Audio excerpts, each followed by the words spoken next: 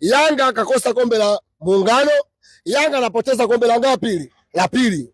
Bado kombe moja. Kombe moja pia anaanza tena kupoteza tena. Juzi nilizungumza kwamba Yanga timu yenye uwezo kusimamisha Simba na Yanga yenye quality ni Azam peke yake.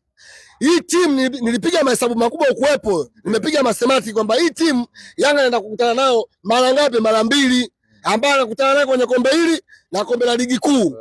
Azam hawezi kukubali umfunge, yani Yanga amfunge Azam nje ndani. Kwa quality naiona mimi, hata Zanzibar Yanga anaenda kupoteza game. Umebadilisha tena maneno. Nimebadilisha kwa quality ya Yanga jinsi ninavyoiona. Pakome kaja chupa ya mkala chai, Pakome. Pakome kaja uwanjani chupa ya mkala chai, anakaza kupiga minazi tu hivi.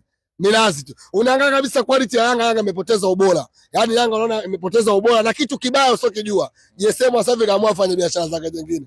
Maswala mipira kaka pembeni kidogo. Kwa msimu ujao sitakuaje. Yaani taarifa mbaya nimewapa. Umeona? Yaani msimu ujao kuna usajili. Exclusive. Mtaalamu mimi si mwandamizi. Mimi mwandamizi. Mzee wa chini kwa chini. Msimu ujao kazi wanayo. Umeona bwana. Mjomba akasema mimi sitaki bwana, sasa hivi mambo mimi ya mpira sitaki, najiweka pembeni. Sitaki. Umeona? Leo bwana ilikuwa ni vichwa day. Magoli yote ambayo yamefungwa kwa njia ya kichwa. Sio vichwa. Yanga ametia aibu taifa. Kwanza ametia aibu kufungwa na timu iliyokuwa nusu uwanjani, aibu ya kwanza.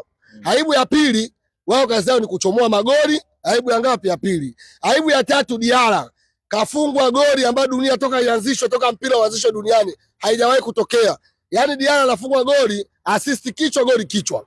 Yaani assist kichwa, goli kichwa. Rekodi hiyo. Hiyo rekodi imetengenezwa duniani, haijawahi kutokea. Aibu kubwa. Yaani Diara kaitia aibu Tanzania kwenda kufungwa goli, assist kichwa, goli kichwa. Kwa mimi binafsi nimefurahi. Mimi nimefurahi sana. Na furaha yangu imekuja kutokana na Yanga kupoteza ubingwa.